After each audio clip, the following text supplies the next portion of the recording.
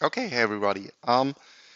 So last lecture today, and we will just start with the last exercise. Where is it? Where is my trade? There. Monopolistic competition.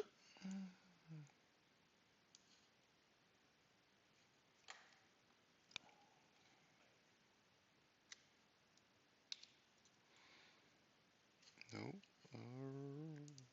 What was it? The snipping? Or I can do it, I think. No, I can't. This was, I don't know anymore. I forgot. They always change this. Snipping Windows. Shift S, okay.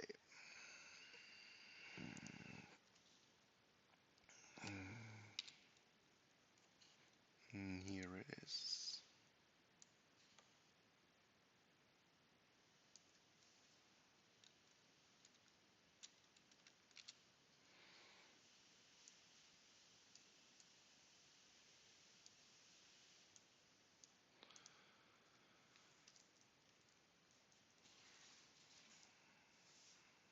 So what do we have?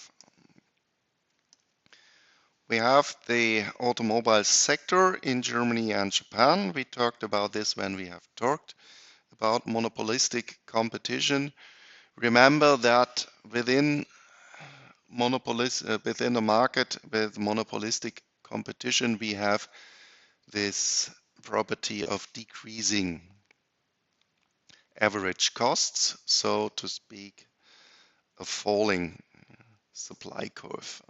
And this was due to increasing returns to scale, and especially in the automobile sector, we see worldwide, or also if you go just to the markets in Germany or in Japan, we have roughly 4, 5, maybe 6 competitors, so not many competitors. So there, this is a reason where we do not use a perfect competition. And we also see that within this automobile sector, we have some inhibition to change the car you are buying. Maybe you can look at your parents. Quite often, they always buy an Opel, a VW, or an Audi over the last 40 years. You are a little bit younger. Maybe you will be different in the future, maybe not.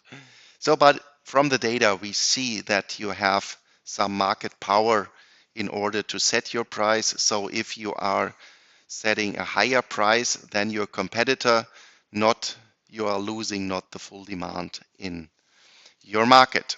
So, and well, also developing new products within such a sector means also that you have in general high fixed costs. Another example is the pharmaceutical or chemical industry, and so there you also have always very high costs for research and development, especially, and in order to bring a new car to the market, of course, you have really invest in development, in developing this car. So we say overall, not only for a single product, but overall in this industry, we should find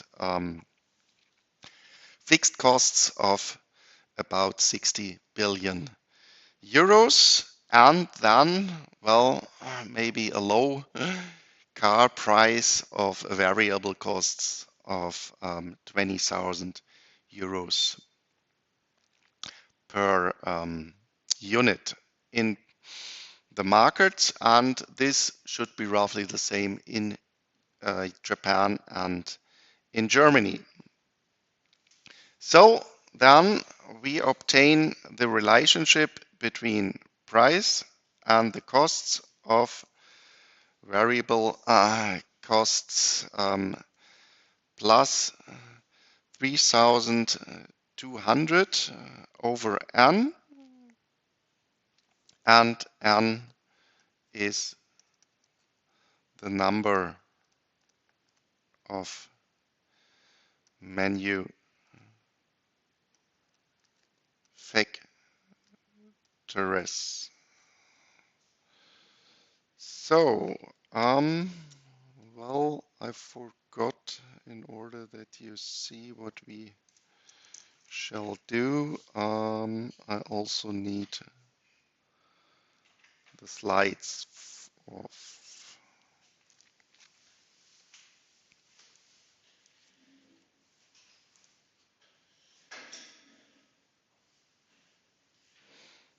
I think this were these slides here. Yep. External, internal, no.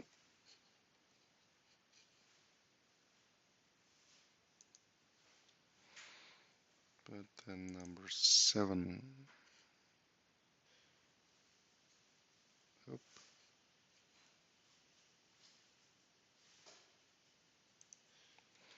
This one here.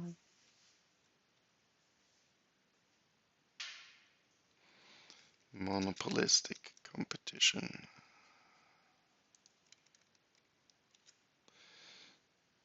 So what we now should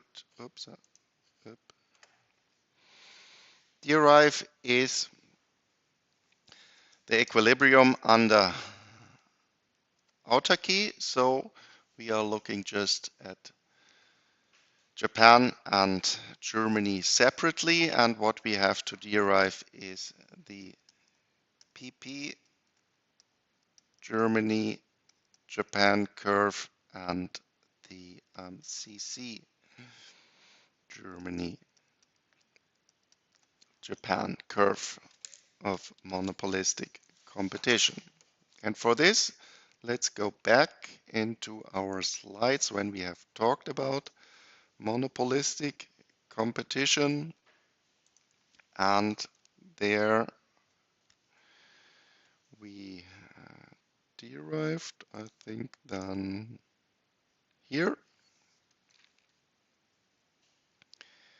our PP curve, and this is already given in our exercise.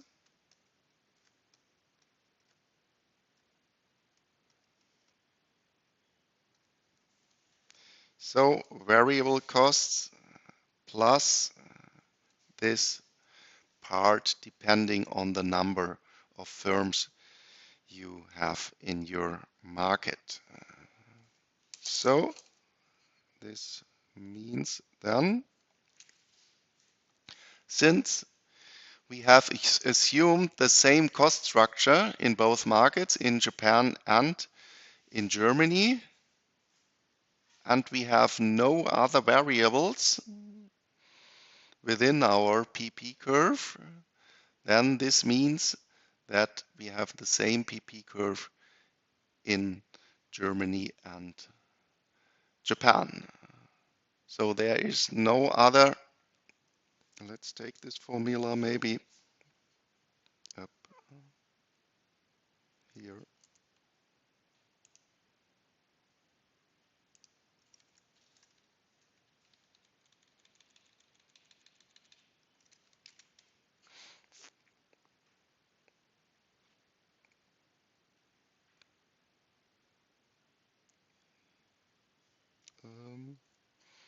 Oh, this are the wrong slides. Here we are.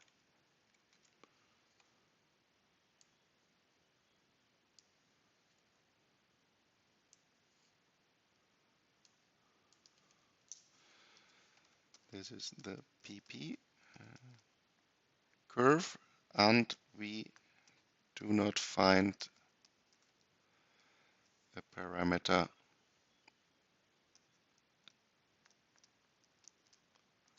specific for one single market, and this means PP of Germany coincides with PP of Japan, which should be given if we are inserting the variable costs of 20,000 plus 3,200 over n. If we have given this specific curve, what is then our parameter b in general, which we find here in the general version of our PP curve? If it is given with this specific formula, what would be then our markup? Parameter b, or 1 over n times b is the overall markup, so this is part of the markup. If you compare this equation with this equation, oops, maybe we can also ask the internet chat.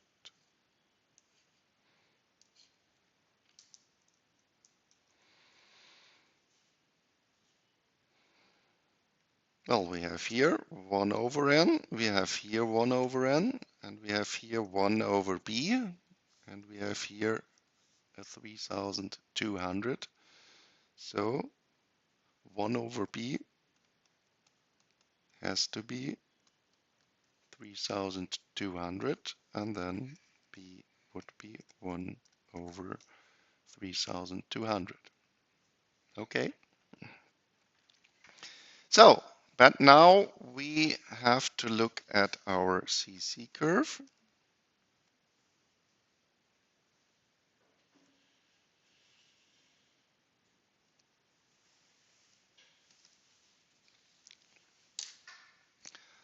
Let's go back again into our model. And what we find here is that the CC curve is roughly given as average costs.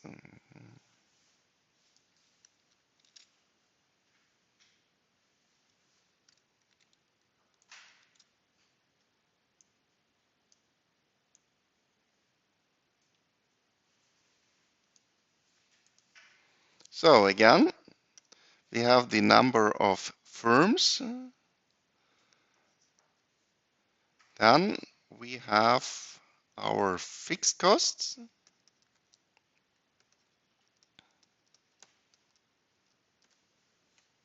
And little k, small k is our variable costs. And S, and here we have the difference of the two markets. S is the market size.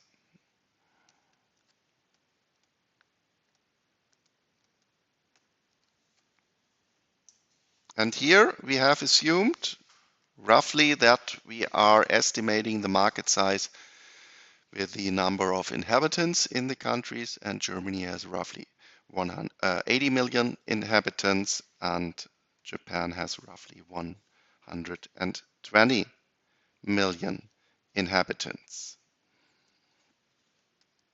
Roughly inhabitants of the countries. So maybe now you can help me. What would be then CC of Germany? Average costs. I'm sorry, I haven't translated the letters. So Durchschnittskosten in German. In English, we would write AC for average costs.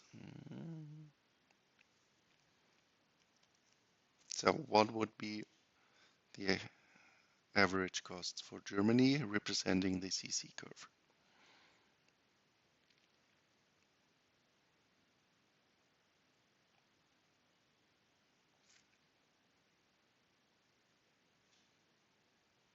who is helping me. Just inserting the numbers. I've written it down. What is the meaning of the numbers? Of course, n, this is what we want to determine, times fixed costs,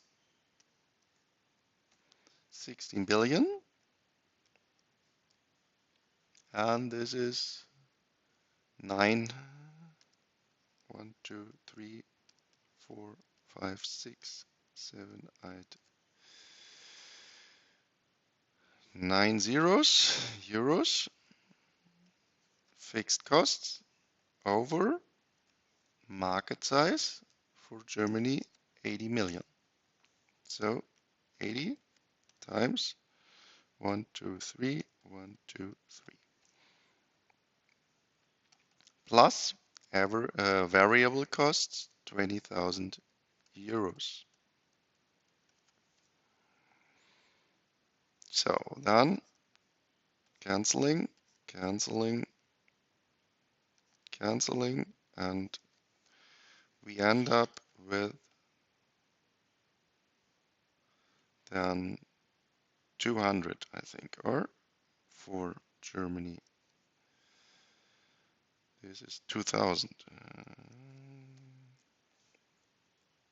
No, 200. 200 n times 20,000.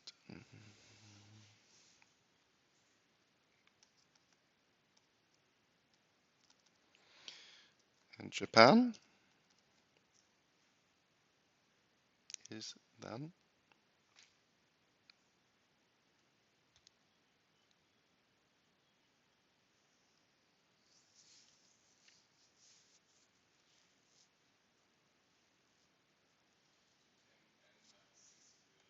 mm-hmm,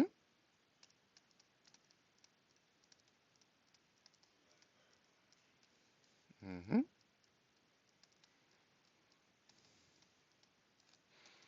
And of course, we have assumed the same variable costs, canceling. What do we end here? This is then by 4, it's 3.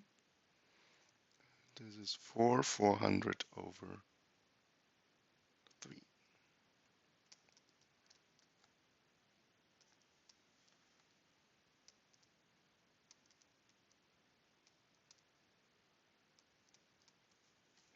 For Japan. Then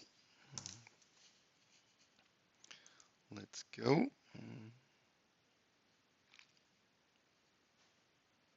There we are.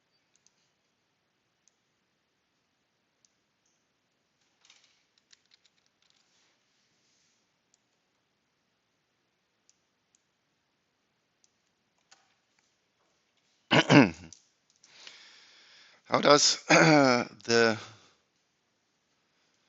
functions look like?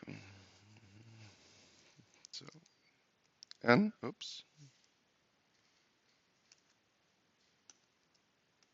n and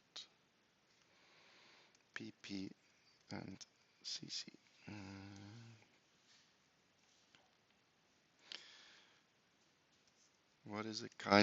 What kind of function is this depending on n?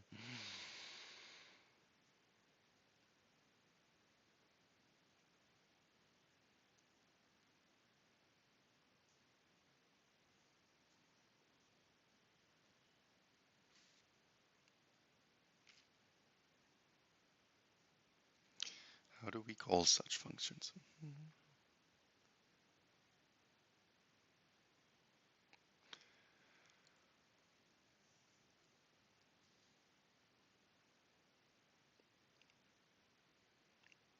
It's just a linear line.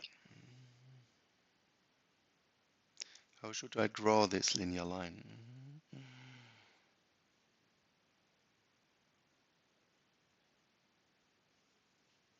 Well, it's starting at 20,000 and slope 200.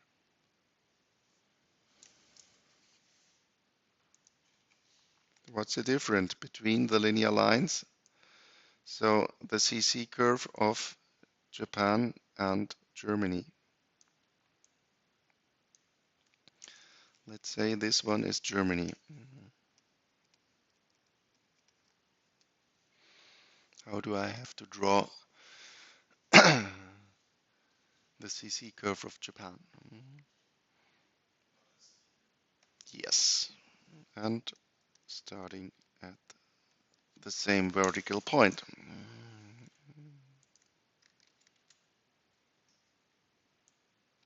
So, and now, of course, just drawing these lines is okay, and it's good if you just can do it analytically. But if you look at our assumptions about the difference of the two markets, is it reasonable that the slope of the CC curve representing average costs in Japan is lower than in Germany from an economic point of view? Do we expect this?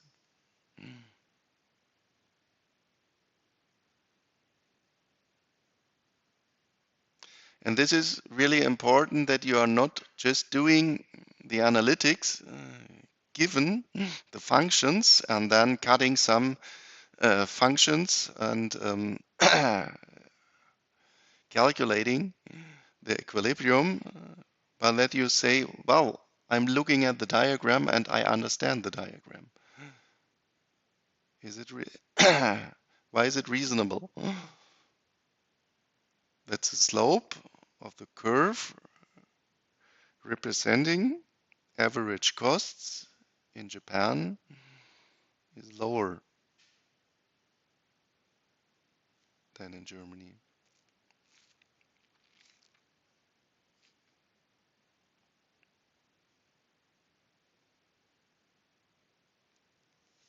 Well, the only difference is the market size. And this would mean in general that the market in Japan is more competitive. And then this is the reason for relatively coming down the average costs compared to Germany. Okay, what kind of curve is the PP curve? How do I have to draw this curve?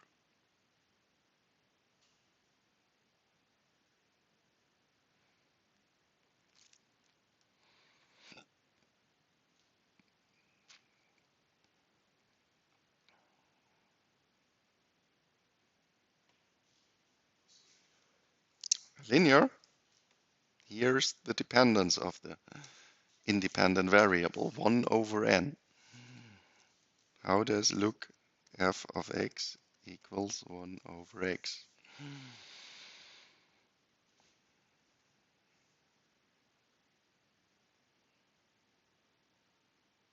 I think everybody has also participated in my macro course, and I think also most guys have already participated in my global economics course. And I always repeat this. Well, we are doing some analytics in macroeconomics. Not very much, but some. And then it would be good if you know about the graphics of at least some functions. Of course, linear lines, f of x is a plus bx, linear line, or f of x is Square root of x, this we use quite often when we are looking at production, or f of x equals e to the power of lambda x. This represents growth processes, and f of x equals log of x, because remember, for example, the gravitation model of international trade, the log we are using quite often in order to linearize dependencies which we have modeled when we are multiplying variables with each other. And this, of course, we use quite often for demand and especially falling curves. So this is a hyperbola. F of x looking like this. This is a linear line. F of x looking like this, or falling if we have a negative slope. Square root of x is this right-banded e to the x, e to the power of x, increasing, and log this one. So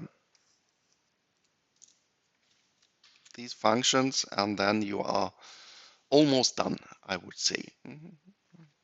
Okay, so we have a hyperbola, and maybe I can also draw it with this one. Oh, not this one, but this one, I think.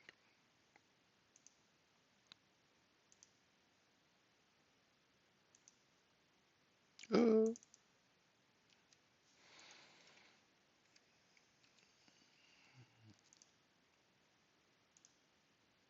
this one.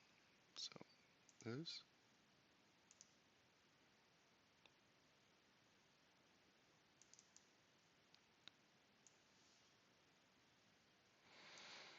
So that we have maybe some difference and see it. So this is then the PP curve of course, Germany and Japan. And the cuts of CC and PP is the number which we find in Germany and in Japan, and the price in Japan and the price in Germany. While equating these numbers, let's do this. And you know, I'm a little stupid guy.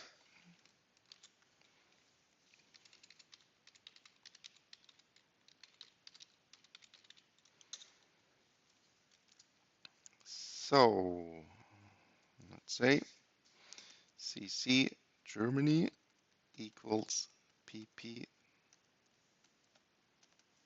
and CC Japan equals PP.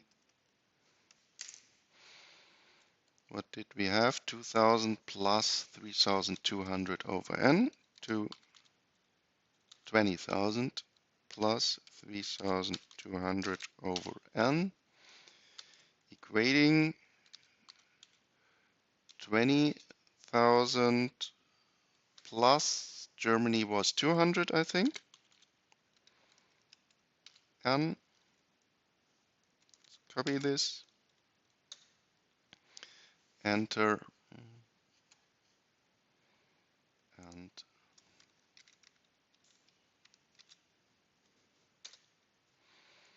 here we had 400 over 3, I think, or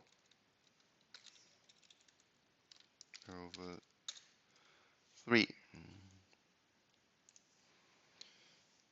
So then here we are. And where is the result? Hopefully 4. Okay. So then let's also Shift S. Check.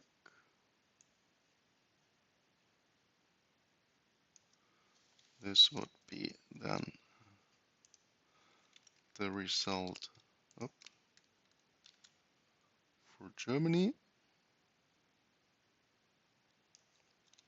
and this would be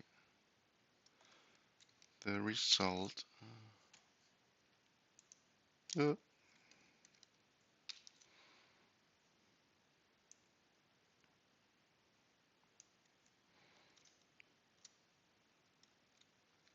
for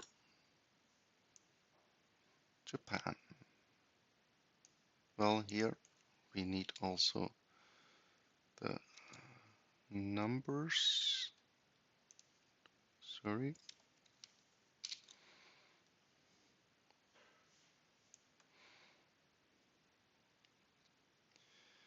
Why I'm doing this like this? Well, you have to write a term paper the next days, and well, of course, you can do it by hand. It's up to you. It's not very hard. Then you just get square root of n equals 16 for Germany, or you are using standard software. It's just up to you what you are doing. But please, if you use standard software, then you should know what you are doing. Last week I got some very nice presentations, totally AI generated, totally bullshit. And then I'm a little bit angry because I want that you use the software package, that you use artificial intelligence. But if you then think, well, anyway, I'm just typing in the questions or writing a term paper, I'm just typing in the topic, pressing enter, taking the output. At a first look, it looks really nice in a PDF version. And in the second look, and already in the second look, you see that it's totally bullshit. And then I'm getting really angry.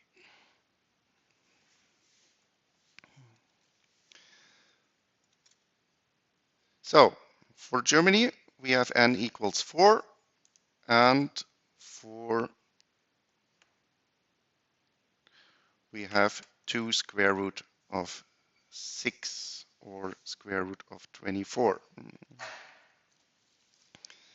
So n star for Germany is 4, and n star of Japan is square root of 24, and then a little trick that we do not obtain the square root number, because then we can more easily or easier, sorry, compare this. Entering a dot here means that we have a decimal representation of the number, and then hopefully he is calculating not the square root of 6, but he directly gives you the decimal number. So roughly 5, we can say. So is 4.89, which is roughly 5. And then you should also be able to just check the outcome which we have here. So this means in equilibrium, we have in the Japanese automotive market more firms than in Germany. And this should also not be very surprisingly, because, well, again, the market of Japan is larger than the market in Germany. And then under monopolistic competition, it is also reasonable that in equilibrium we have more firms in Japan than in Germany. So what also we need is the prices. Does he also gives us the prices? No. So then we have to insert this and just inserting 4.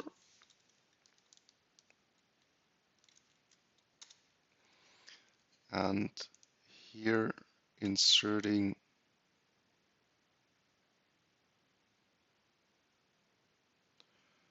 oops, there's something wrong. This over? No, this is okay. So this was square root of 24.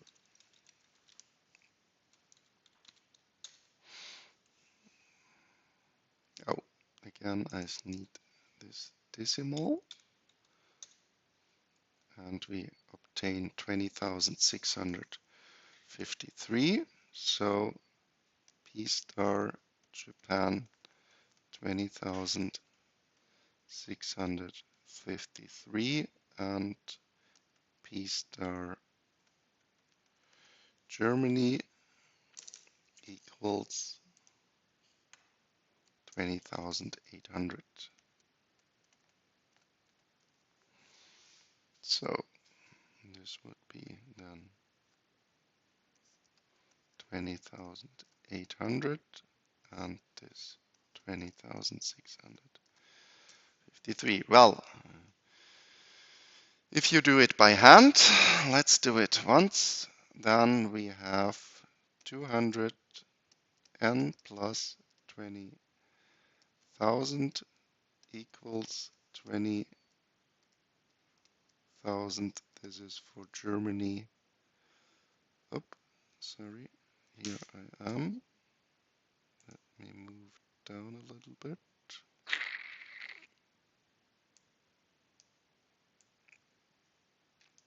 My cell, this was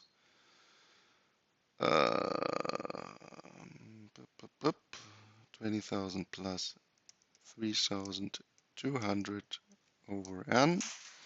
The variable costs are cancelling and you obtain n squared equals 3,200 over 200 is 16 and n star is 4.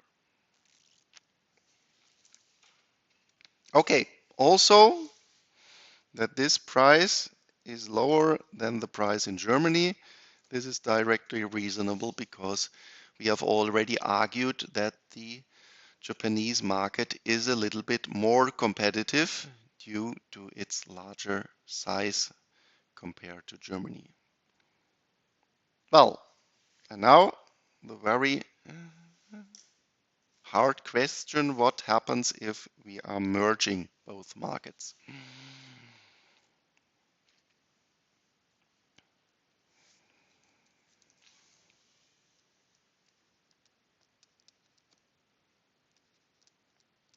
World market, which should be just Germany plus Japan. What is changing in our analysis?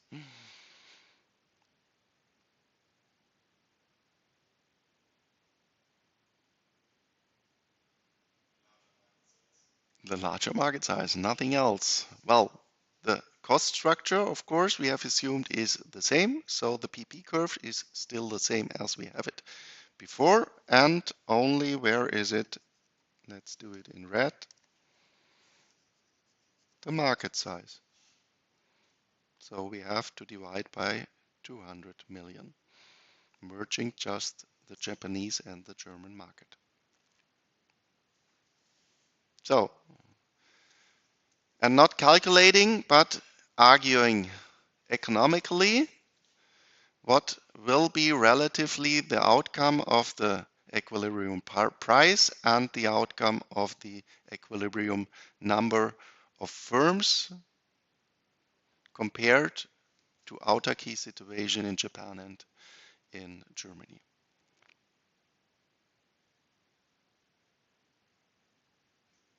The number which we will then have in the world market equilibrium.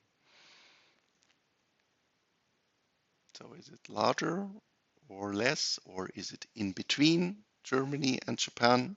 Where do we have to find it? The number of the equilibrium number of firms in the world market.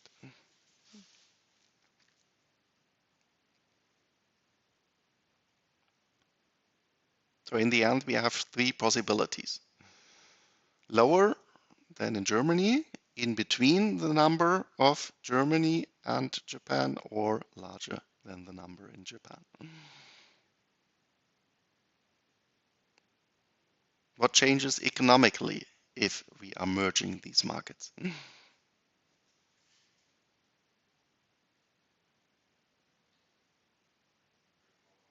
Yes, we have more competition. And what is our expectation if we have more competition? And this is also always the argumentation when we look, for example, for the European single market. Why do we want to have more competition?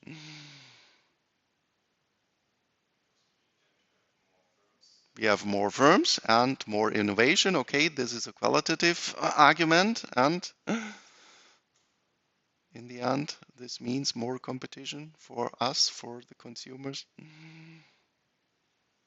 lower prices. So you have already said everything. More firms and lower prices. This is what we expect. So the numbers should be larger than 5 and or 4.89, and the outcome equilibrium price should be lower. Well, we also can directly see this because how do I have to draw the new world market CC curve?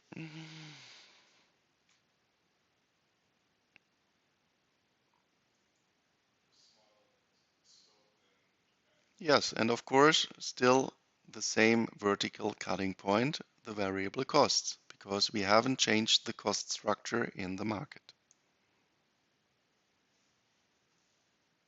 So maybe it looks roughly like this.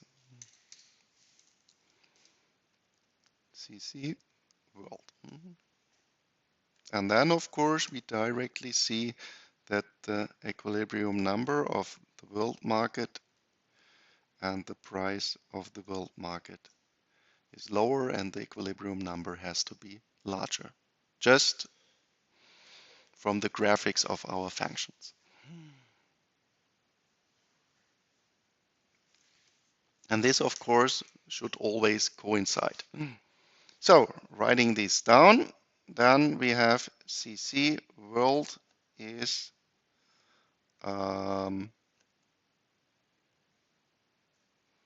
n times 16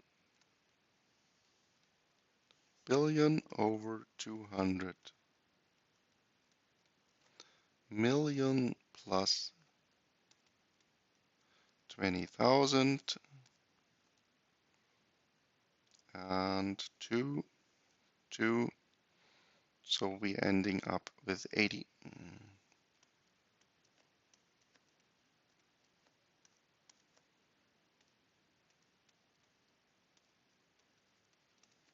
Our average costs, and merging CCW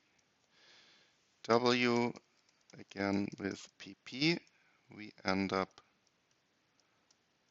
with the two numbers. And since I have already,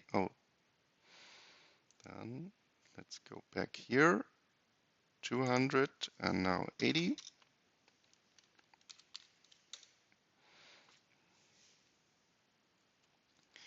We get this one.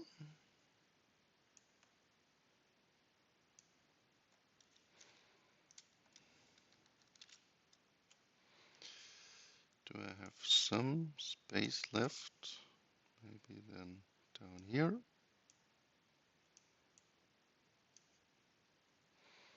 and n is square root of 40. Let's use again my trick. 6.32. So something in between 6 and 7 firms.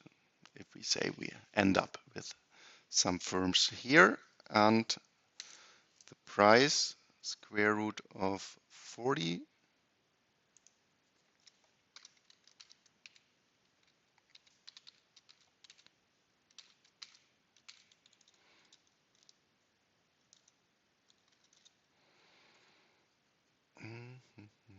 again, I need this one. 2,506. 20,506, which is of course lower than, where do we have it? The price in Japan. So we are almost done with the comparison between autarky situation and the competition. We have argued that we understand why the number of firms is increasing and the price is lower, but then we find also one last point here, and this is then not so funny for both countries, because the discussion is that the new equilibrium number is lower than the equilibrium number of Japan plus the equilibrium number of Germany, which is roughly 9, and let's say that this is roughly 7. So the overall number of firm is reduced from 9 to 7. And also, is this maybe reasonable that the overall number is relatively increasing compared with the single markets, but decreasing compared to the overall number of the both single markets.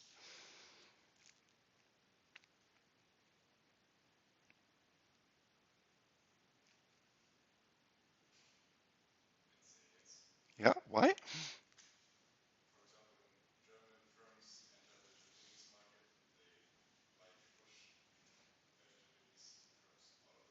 Yeah, yeah, yeah, or the other way around. So both markets, although they have similar cost structures, of course, now also the firms are more competitive compared to each other. The Germans have to compete with the Japanese, and the Japanese have to compete with the Germans. And this argumentation that there are some firms then have to leave the market is just the Schumpeterian destruction. An argument 100 years or roughly 100 years old. So Schumpeterian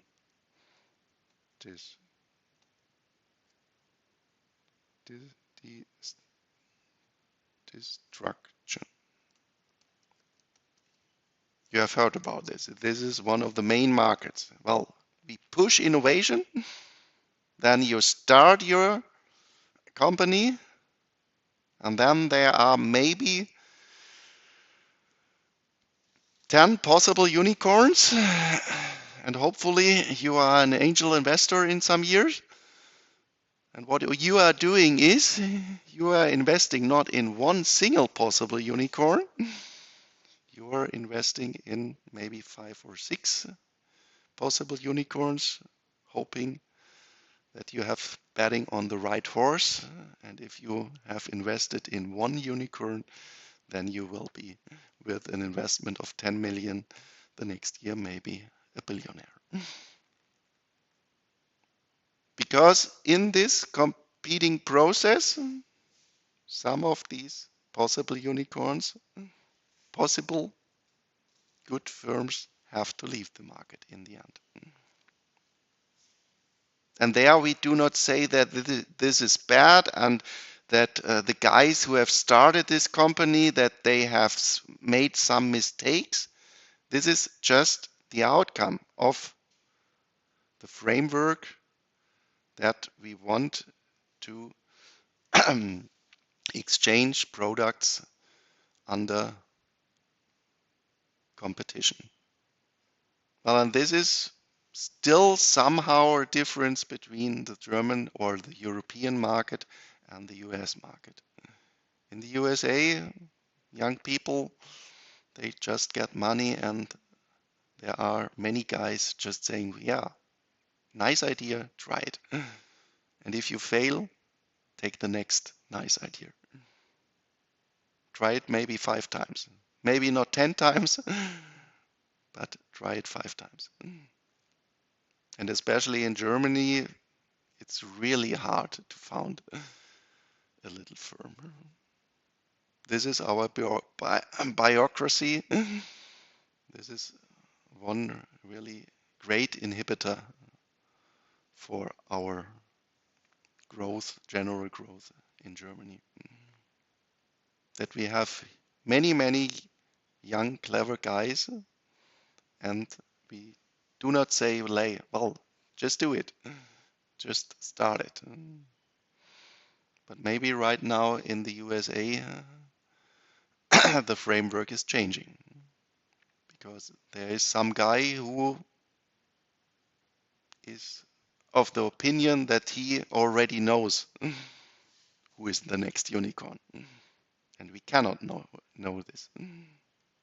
Okay, so that's it. And then we want go on with the last topic. Unfortunately, I have not that much time because we also want to talk, so to speak, about money in foreign trade. Right now, we have mainly talked about real trade. So, and this you have seen in my macroeconomics course.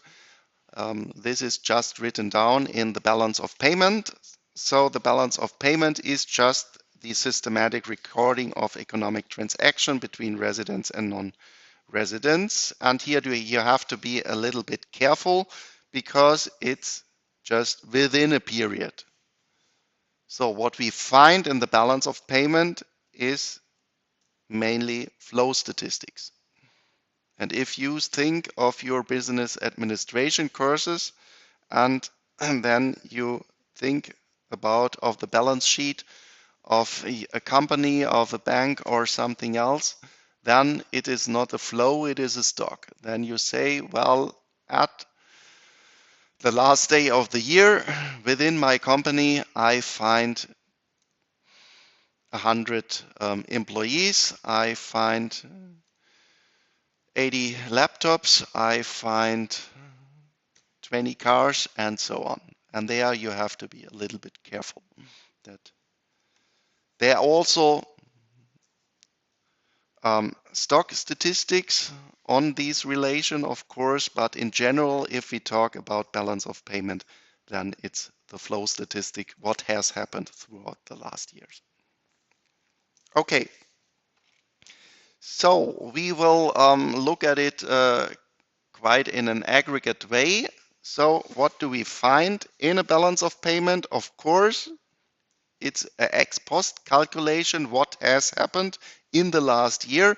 So the right side and the left side of your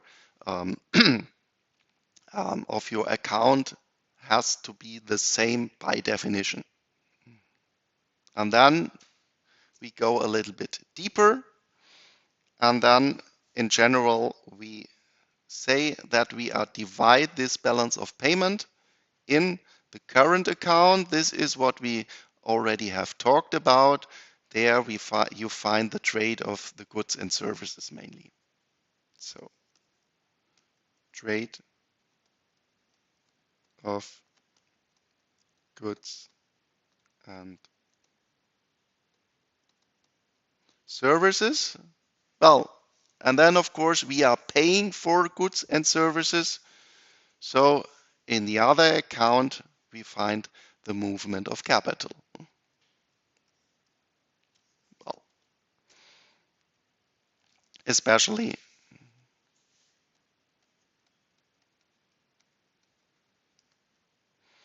foreign direct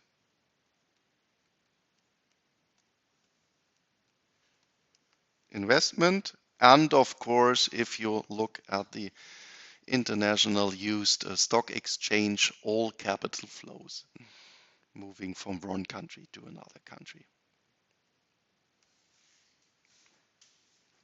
But this is then a special movement of capital if the Chinese guys look at our medium size, very successful firms and they just say, well, let's buy the know-how of Germany. Okay, and of course, in general, we have different currencies in the world. And then we have to talk about the exchange rate between currencies. And here mainly we look at the currencies of the two. Yeah, I think right now we are again measured in US dollars a little bit larger than China. So it's then the two largest economic regions, the Euro region and the USA. And then, of course, we have to be a little bit careful. We can look from our perspective, and then we say for €1 we obtain $1 maybe for I think roughly 3 or 4 years ago we got 1.37. I think it's 0.8 something like this right now. Let's see it. Dollar euro exchange rate. What is it right now? 0.88. Or €1 equals 0.88 US dollar 20th of May 2025. And this would be, looking from the US perspective, we just take $1 equals, if we have 1.37, this would translate in 0.73, or the inversion of 0.88 is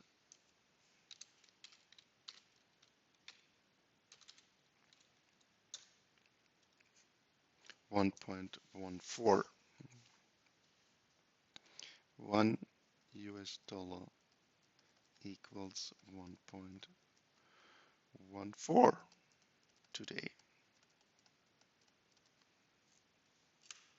And there you have to be a little bit careful.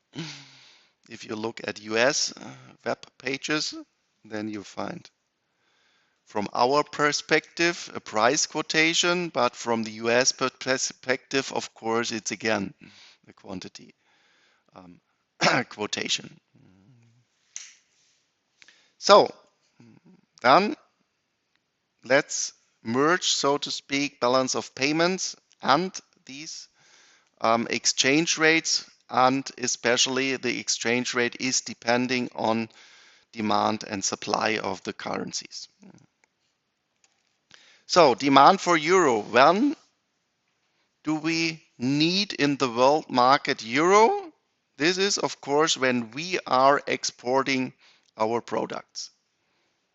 And we are in the euro region, and to buy our products, the investor from abroad needs our currency in order to buy it.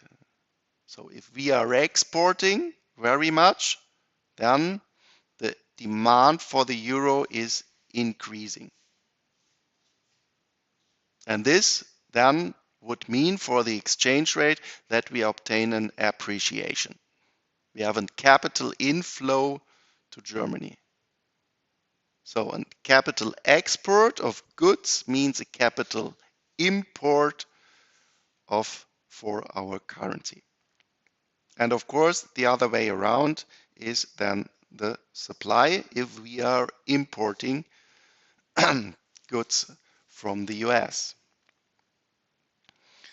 And of course, services, Europe in 10 days, then the people need euro in order to pay for the services within Germany, just going down the River Rhine or to the Castle Neuschwanstein or whatever. Or going to the Louvre in Paris or whatever. And then also, of course, if the US firms want to buy German firms, then they need euros in order to take a direct investment.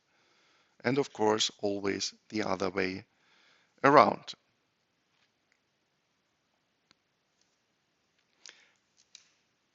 And of course, if you say there is not especially directly an exchange of physical money, because of course in the end most goods and services are traded within US dollar at the world market. But still, this then means that we have this expectation that the demand for euro is increasing. Because the other way around, this means then that we have an inflow in some firm of US dollar. Well, with the US dollar, I cannot buy something in the supermarket in Germany. So again, then the firm is exchanging its US dollar reserves somehow in euros, and this again increases the demand for euros. And here is then, so to speak, this summary of this dependence between capital inflows and good outflows. This in general. You see here that always the right arrows coincide. Demand for home currency. How do I mean the arrows? Demand for home currency. Yeah, so always these right ones. So let's say this then better in green. That these have to coincide. Demand for home currencies means that we are exporting goods and services or that we have in capital import. And overall, the right side and the left side have to coincide, that the balance of payments equals to 0. So that you also have this. And then this is looking at international markets.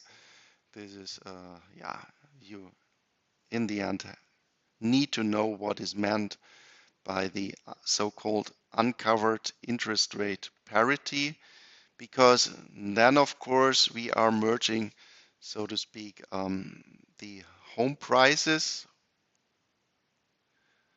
measured in euros, measured in US dollars, and the dependence to the interest rate in the two single markets, the United States and the Eurozone. And if you remember the macro course, there we have talked about the yield curve. If you remember this, there we have the difference investing a euro short term and investing a euro long term. And then we have from the expectation theory derived a dependency between long-term and short-term expected interest rates. And qualitatively, now we are doing the same. We are asking what happens to the different interest rates in the different markets when we are thinking about investing our capital €1 in the Eurozone or investing this capital in the United States. And we assume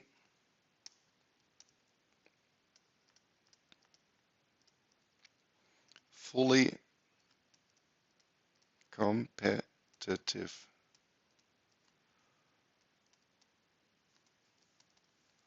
markets. So especially that the capital between the two regions can freely float.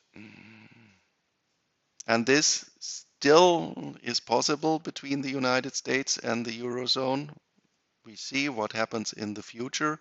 If we look between the dependencies between China, as is almost as large or is roughly as large as the Eurozone, a little bit smaller than the United States, but these are the two main large regions, economic regions in the world, aggregated roughly 2/3 or no more, I think, 2/3 or roughly 70% of world GDP. You're finding in these three economic regions, but looking at the relationship between China and Europe or between the United States and China, then we have to admit, well, this fully competitive market assumption is not a good assumption because especially the capital cannot freely float between these two markets because China more or less prohibits an investment of foreigners. Then you quite in general you have to move over Hong Kong to get capital into China, or you have to go direct to the government and ask if you are allowed to invest there. So you cannot just go as a German citizen to the Shanghai Stock Exchange and start to trade. Then you have somehow to give at first your money to some Chinese partner, and he is then investing the money for you. Okay, but let's look at the Eurozone and the US. So let's start from the European perspective, since we are in Germany. What is the outcome after one period of investment of €1 if we are knowing the interest rates today? Well, of course, we are knowing. We are going to our bank and we ask, what do I get if I invest $1 million today at my home bank? So what is the outcome? On the left side, investment of €1.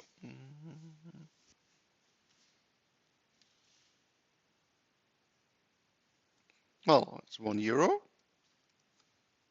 Given our interest rate, the outcome is 1 plus the interest rate today. And now I do an investment in the United States of €1.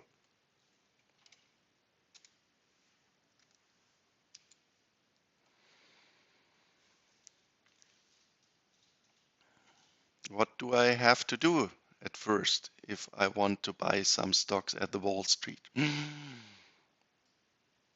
Can I go to the Wall Street with my €1? No. So what do I have to do? Yes, of course. And there we have assumed that the exchange rate today, you go to your bank and you say here is 100 euros, and then they say, well, you get 0.88. So at first times the exchange rate today. Then we can invest at the US stock market. So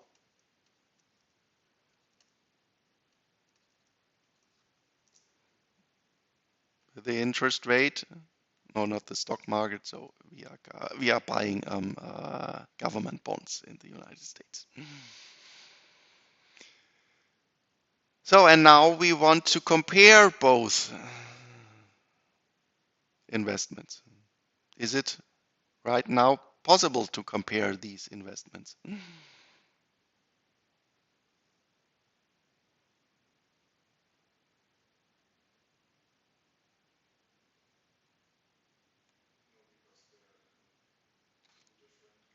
Yes, just two different units. We don't know. Well, in German it's Äpfel and Birnen. I don't know what you say in English, apples and potatoes or whatever.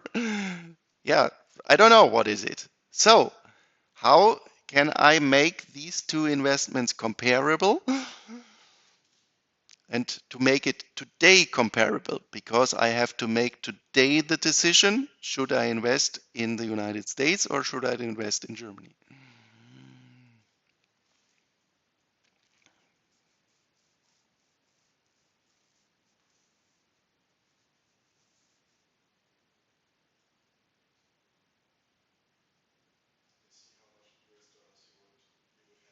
Yeah? Yes, and for this, I don't know the number today, but I have, or we assume in an economic way, that we have some idea where will be in 1 year the exchange rate. So there's an expectation. Is it still 0.88, or do I have the expectation that again we have an appreciation of the US dollar or of the euro? So then we have to reconvert it. So we have to divide by the expected exchange rate of tomorrow. So dividing. Then we have also on the right side euros again. And then we can compare it. And then we would invest in this side where we have a higher number. But now we assume fully competitive markets. If the right side would be larger than the left side, then everybody is moving to the United States. Fully competitiveness means totally flexible prices. The price is here now the exchange rate.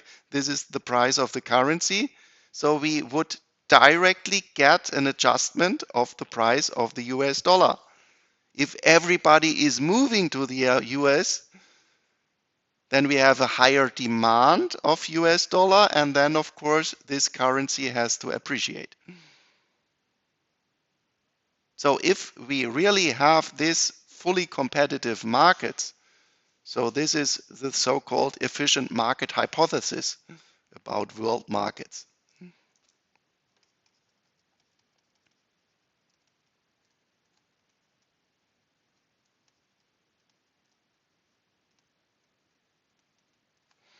Maybe you have heard about this name, Eugene Fama, in the 1970s. He formulated this concept and he got the Nobel Prize, I think, in the 80s. Have you talked about efficient market hypothesis in, I think there's also a course of international finance or something like this. Have you participated in this course? And have you talked about efficient market hypothesis? No? Maybe? Okay. I would say this is the core of international finance. Or this is, so to speak, the benchmark. And then you talk about, well, there are some frictions in the international market, as we quite often do it, that we take fully competitive market as, so to speak, the benchmark, and then we argue why we do not find the outcome of fully competitive markets. And then we have to argue where are the frictions. Okay, but would this then mean if we have fully efficient international capital markets for the comparison of these two numbers, the right investment and the left investment?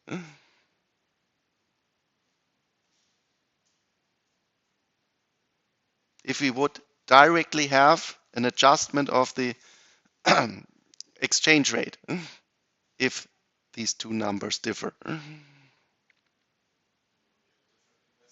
Yes, we have to be indifferent between the two investments.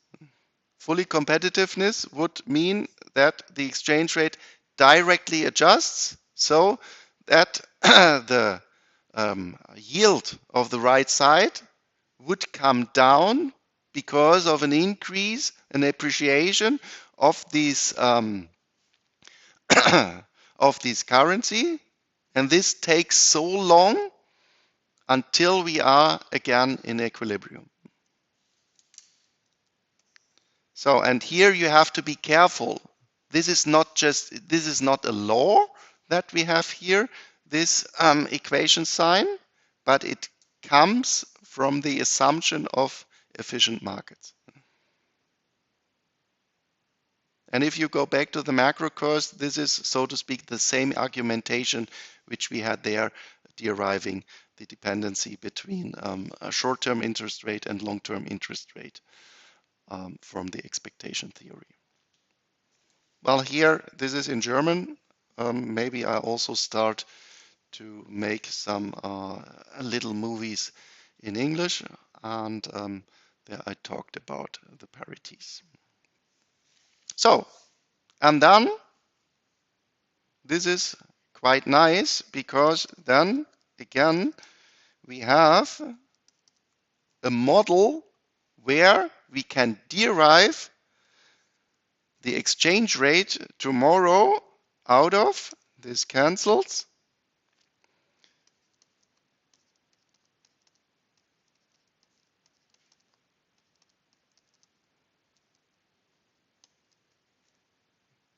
Three numbers which we know today.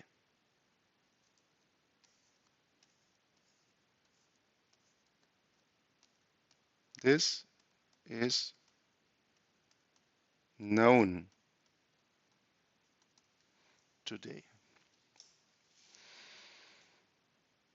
And if we have such a dependency coming out of a hopefully well-argued model, then of course it would be a good idea to test this model. Do we find this dependence in the real world? So we use this dependency for an exchange rate forecast. And there, of course, not 100%, but we see that the data quite well fits this model. And of course, if you are a good investor, then always you try to find some single difference in the capital markets where you do not find this dependence, because everybody knows this, and then you cannot gain anything if everybody invests like this. And then we see, well, on average, you cannot more or less be better than this model. So, and therefore I just say you should talk about this in international finance, because the practical data quite well fits this efficient market hypothesis. There are other examples where a fully competitive model does not very well fit the real world. And here we have it. And but on the other way around, then you can say, so to speak, ex post, you would find some specific model which fits better the data of the last 5 years than this model of uncovered interest rate parity. But the bad news is that this model changes in time, which is the best model.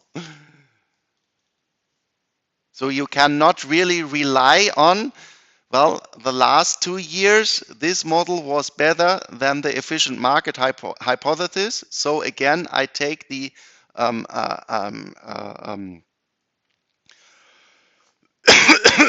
past future symmetry and say, then this model is again for the next 2 years also the best one. Then you again have to carefully look what would be the best model in the next years. So again, you have to do analysis, and hopefully you have good lectures that you learn how to analyze the markets. Okay. And this then more or less we call the naive forecast, because then we say, well, we find already in the today's data all information which we can get. And from this, we also say that exchange rates exhibit a martingale process or a Brownian motion. Have you heard about martingale processes or Brownian motion in financial markets? Because this assumption is the main assumption for the so-called Black-Scholes formula.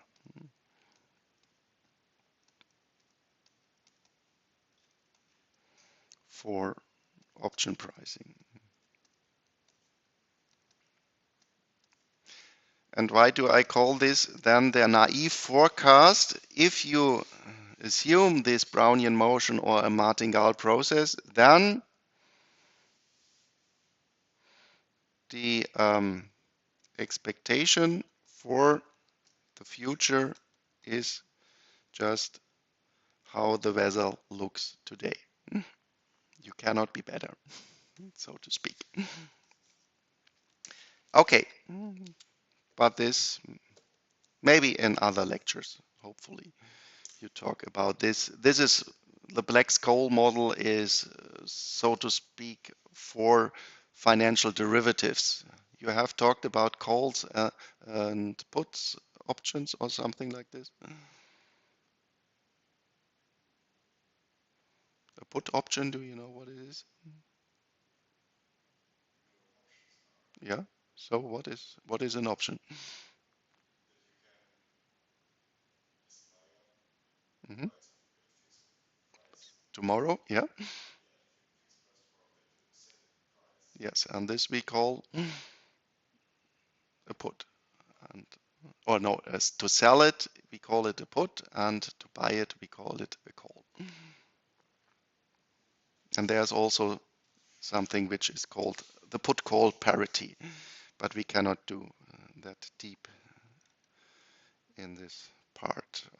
Maybe I have to rearrange this lecture a little bit, that we can talk more about monetary aspects of foreign trade. But I thought that because we have this lecture in international financial markets, that you have talked about these aspects. Maybe I have talked about other interesting aspects. Anyway, okay, and then the last aspect in this lecture about this, you also should have heard in an economics, in your economic studies, is the so-called purchasing power parity. And this then assumes, so to speak, fully competitive markets, not only in the financial markets, but also in the real world, in real goods and services. Well, we already know that there are many, many frictions. But if we would assume that we have fully competitive markets in every single market around the world, and we can frictionless exchange all goods in the world, then we, so to speak, would have just one price for a good in every country. Of course, again, we have our different currencies, but then the different currencies should just reflect this single price. And of course, in short term, definitely we can say, well, this would not fit the data because of all these frictions. But then also take these aspects of the macro curves between short-term look at the economy, a Keynesian view, and then coming to fully competitive markets, a neoclassical view. That in the long term, to beat the market is really hard, a hard thing. Well, Mr. Trump now tries it. Let's see if he wins or not. I don't know. So that in the long term, we should not be surprised that exchange rate would move in the direction what is meant by this single price in the world, the so-called purchasing power parity. So this then would mean, so to speak, you just went in the supermarket in Shanghai, you went in the supermarket in New York, in Paris, in Nairobi, whatever supermarket in the world. You have the currency you are paying in this country, and then you are moving in. And due to the exchange rate, you go in our supermarket with €1,000.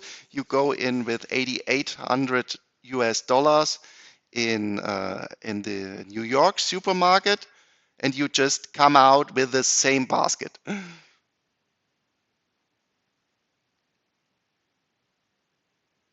Well, and behind this is everything is exchanged under full competition. So then the exchange rate should be roughly the CPI of the US over the CPI, consumer price index of the European markets. Well, and then of course we have many, many frictions there, and one main friction is that we have many goods which we cannot directly trade, and we have goods which are not tradable goods, which are not perfect substitutes. So the same good in one country, or one good in one country, is not the same good in the other country, also due to different preferences. And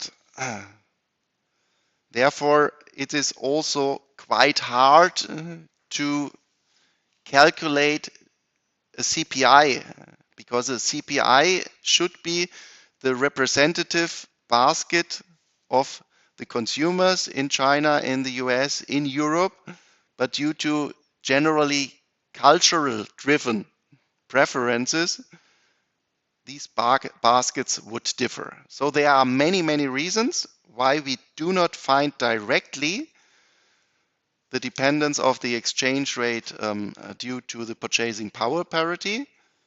But again, that we see in general over time a movement in this direction. This shouldn't be a surprise. Oh, I also have to talk about the term paper, I see, and I'm running out of money. But it doesn't take very much time, I think.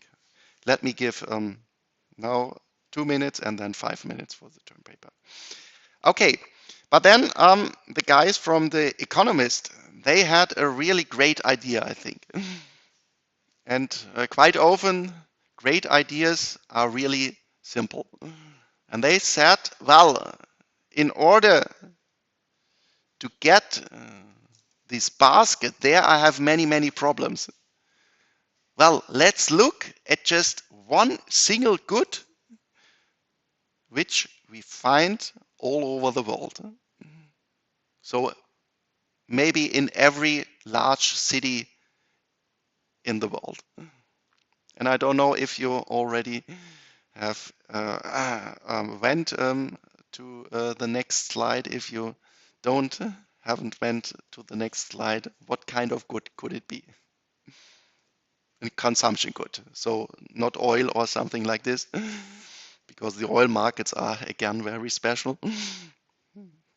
Just a single consumption good, which you find in every million inhabitant city in the world. Yeah, food. So in general food, and what special food?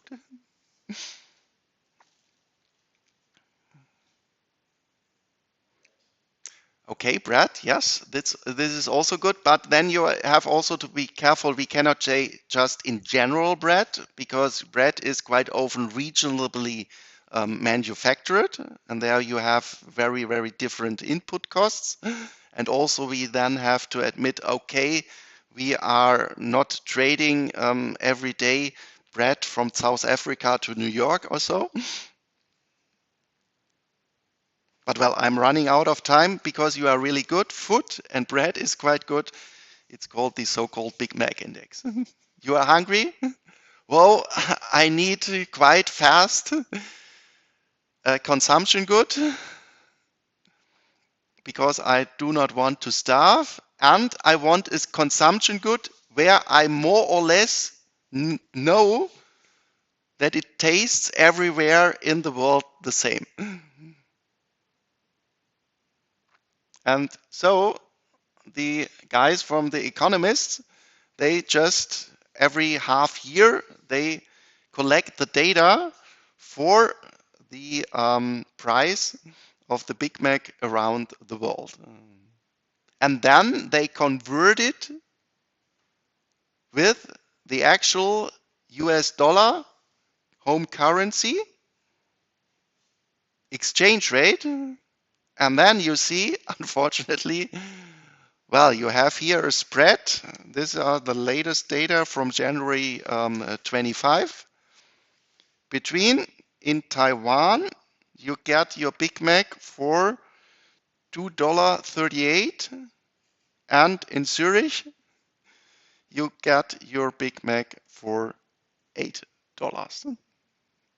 So it's roughly 3 times more than 3 times higher price in Zurich compared what is the capital Taipei in Taiwan. So this is Zurich and this is Taipei. And then you can also calculate the relative appreciation or depreciation compared to this so-called Big Mac index or Big Mac exchange rate. And there, in general, you got directly the data, and this is then maybe helpful for your term paper, because one part of your term paper is just looking at the trade data for some single country, which I give you. And I just found Economist Big Mac data, and there I thought, well, great, clicking on it, I directly get the data. So half a year ago or a year ago, I directly got the data. And what I now found is, well, just continue with the free trial. And this is what you right now I quite often find.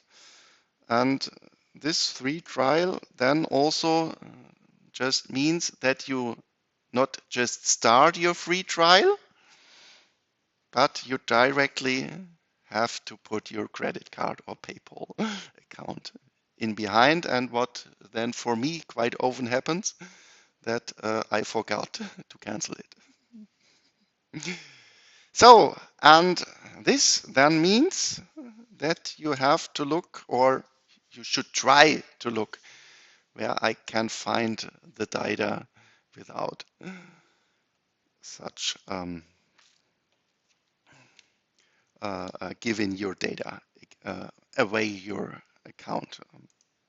And here at the GitHub, maybe you know already about it. This is a Microsoft company, and they put just around the world server capacities. Maybe I move my homepage to GitHub because this is really also very good cloud for exchanging data between scientists. And hopefully Mr. Trump is not canceling this also. Because there, then I found here, clicking on it, also the long-term time series from 2018 until today. Downloading. Let's do it. Tipster.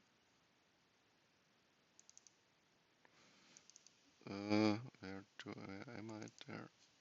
Tip.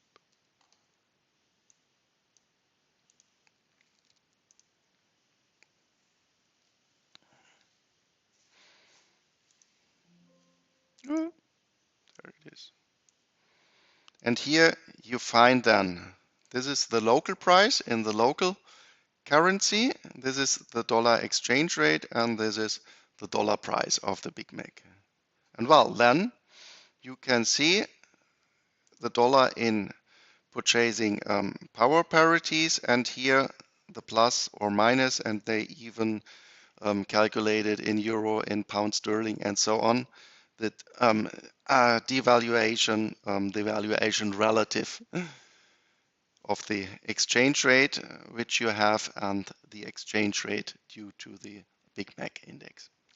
So this is, I think, a really nice thing if you look at it. Okay, but also I want to talk about the term paper. I think most guys of you have participated in my macro course in the last semester, and also some guys of you have written the term paper in global economics, and so this would be, the term paper here will be very similar.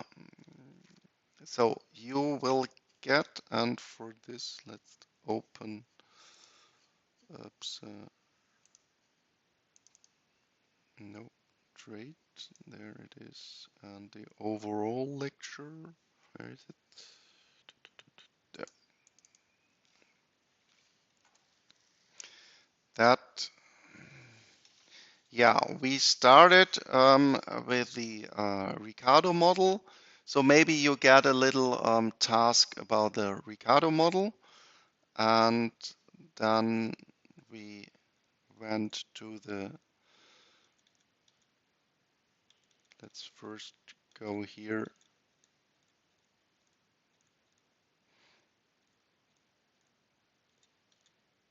to the specific factors model, and we did also an exercise for the specific factors model. So maybe I think about a little task about this model, and today we did the monopolistic competition.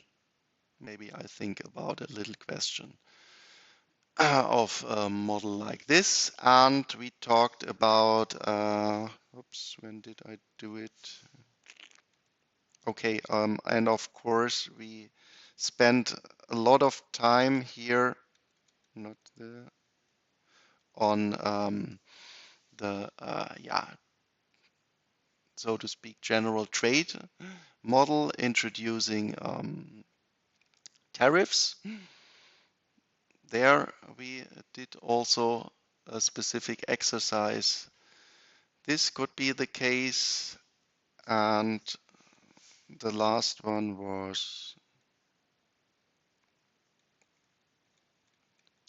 oops, game theory. So let's summarize this, maybe here.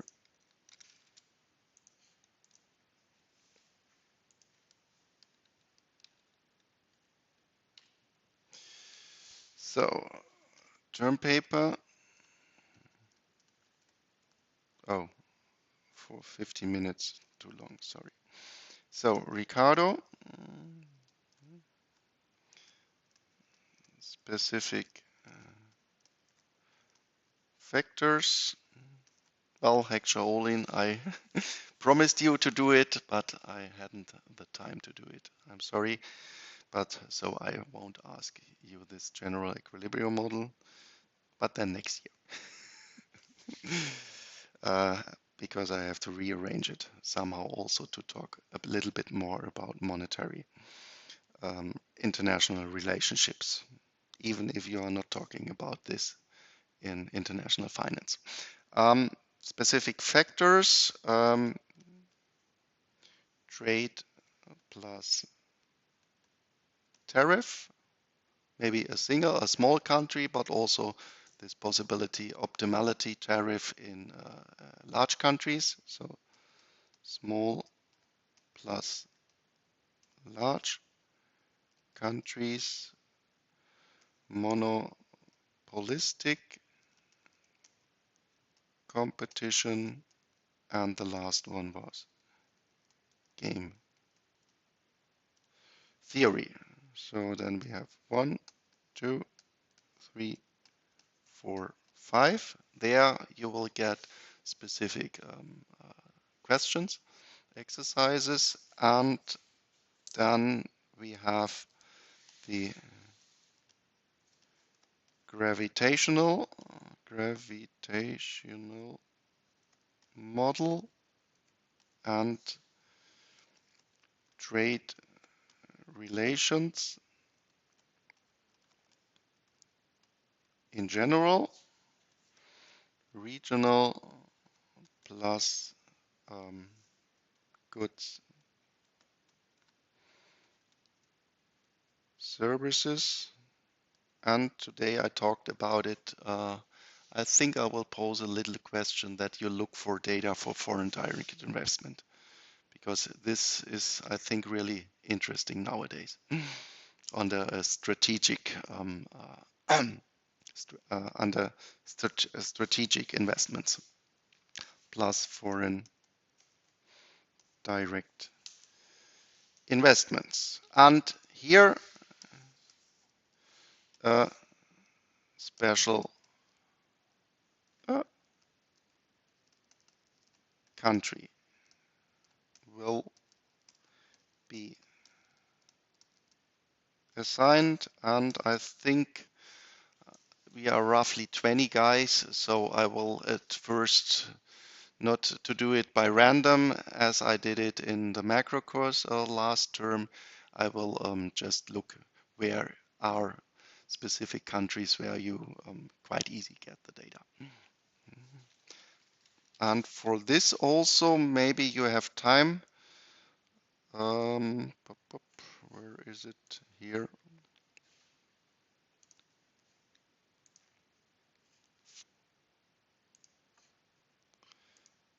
I already gave you the sources. The guys who have written the global economics, they know this list. This general sources where you can find data.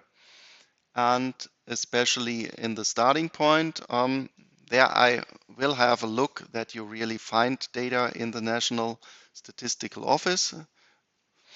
And then I recommend this from the UNCTAD database, International Trade Center.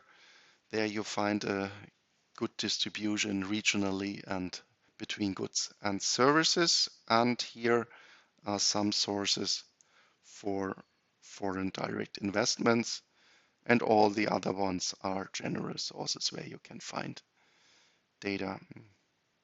So maybe you just can already start and look how do these data sets, databases look like, because it's always not that easy to merge the data from different data sets. Okay, and then at I think Thursday 8 o'clock it will start, and until Tuesday 12 o'clock I said, I think. And then we will see what comes out. Okay, then thank you very much.